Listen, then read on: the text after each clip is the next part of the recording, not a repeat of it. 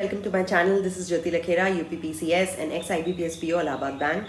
Today we are going to discuss all about the strategy and what all we have to do for the upcoming SBI PO mains exam that is going to be held on 29th of Jan. So let's start. First of all, the very important thing is giving mocks. You have to give mocks regularly and daily, at least one mock a day, because mocks देने से you will be able to be in a practice कि आप exam में क्या करने वाले हैं, and it will give you strategy for choice of questions which is very important in the mains. Now I've already given you two sites which I did during my time. इसके अलावा और भी हैं तो आप कर सकते हैं, लेकिन मैंने जब की थी मैंने दो साइट से फॉलो किए थे मॉक्स देना. That was first was textbook and the other was Oliveboard. इन दोनों से क्या होता है कि टेक्स्ट बुक जो है वो आपका थोड़ा डिफिकल्टी लेवल मॉडरेट सा रहता है, so it gives you the actuality of the exam kind of atmosphere. और जो ऑलिव बोर्ड होता है it gives you level up, वो थोड़ा डिफिकल्ट उसके मॉक्स होते हैं. बट जब आप दोनों करते हैं तो आप एक बैलेंस्ड पोजीशन पर पहुंच जाते हैं और how to attempt the actual exam. So these both the sites are really good. इसके अलावा आप और भी जो कुछ कर रहे हैं फॉलो कर सकते हैं. That's very well okay, but you have to give mocks. That's the most important thing.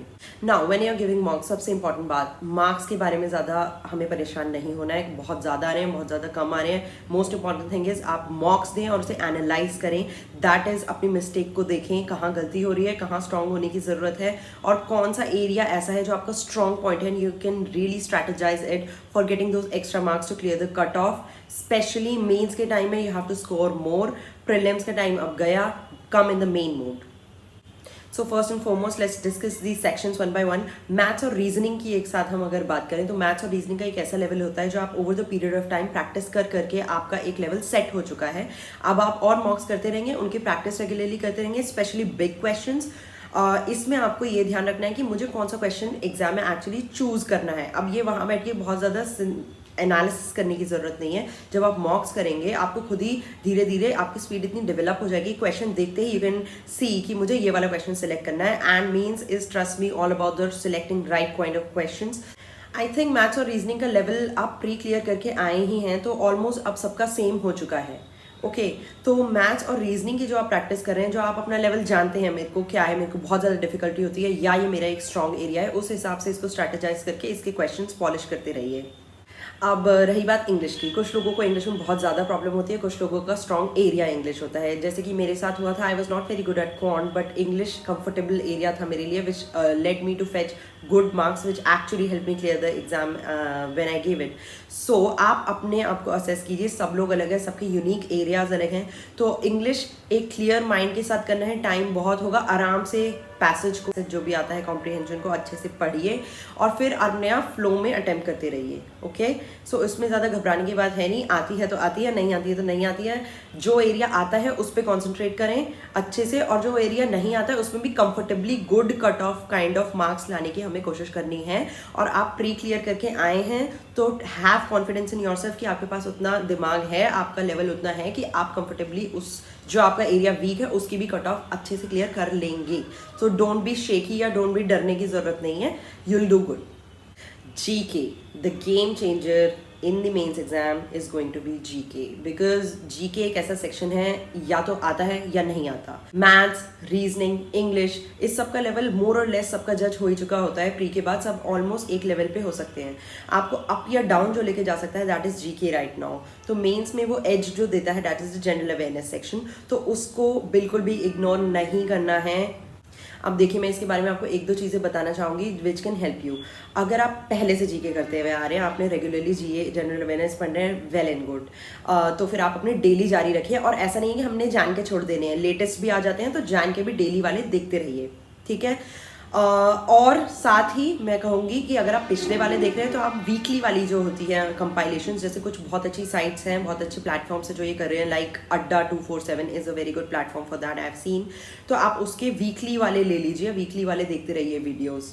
अब वो जिन्होंने अब तक GA पे इतना ध्यान नहीं दिया था वो क्या करेंगे इस रन अप टाइम में. आप देखिए पिछले वाले महीनों के डेली मत देखने बैठिए, आप वीकली देखिए, उनको वीकली वीकली वीकली खत्म करिए. सबसे पहले आप, मैं सजेस्ट करूँगी उल्टा चलिए, कोई नहीं आप उल्टा चलिए, आप वीकली वीडियोस देखिए, उनको देखिए और जो भी आप वीडियोस देखेंगे आपको 2 से 3 बार देखनी है। हाउ, एक बार तो आप नॉर्मल स्पीड पे देखिए टू गेज कि इसमें है क्या, आपके दिमाग में एक बार अंडरस्टैंडिंग आ जाएगी। दूसरी और तीसरी बार में इतना टाइम नहीं लगेगा, उसकी स्पीड तेज कर दीजिए, लाइक 1.5 या 2 पे देखिए, उसको फटाफट खत्म करिए। तो बार बार उसकी नोट्स नहीं बनाने, बार बार सुन के ही वीडियो आपके दिमाग में बैठ जाएंगे एंड आपके सबकॉन्शियस माइंड में हो जाएगा। आपको लगता है देखिए इतना सारा जीके हमें याद नहीं हो रहा है, but that's not the case. When you see the question आपके दिमाग में वो स्ट्राइक हो जाता है। तो आपको बार बार अपने दिमाग को उसे सुनाना है।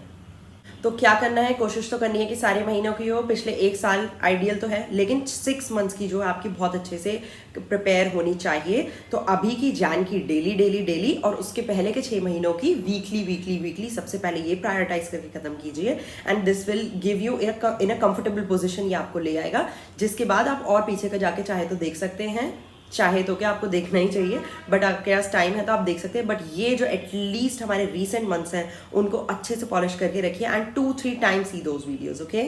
अगेन इसके लिए sources your Adda 247, bankers Adda, there are many other sites which you can see. अगर आप पीडीएफ से पढ़ते हैं, आपको पढ़ने की आदत है, आप वीडियोस नहीं देखते हैं, अगर आप पीडीएफ से पढ़ रहे हैं तो it's very well fine. PDF को अपनी रेगुलरली रिवाइज करते रहिए, जो आपने आज तक पढ़ ली है जस्ट रिवाइज देम, और नई वाली में भी ज्ञान की थोड़ी सी देख लीजिए। मेंस में आज यू ऑल नो कि टाइम का क्रंच उतना नहीं होता जितना प्री में होता है, तो यहाँ पे क्या अपने मेंटालिटी को एडजस्ट कर लीजिए आप।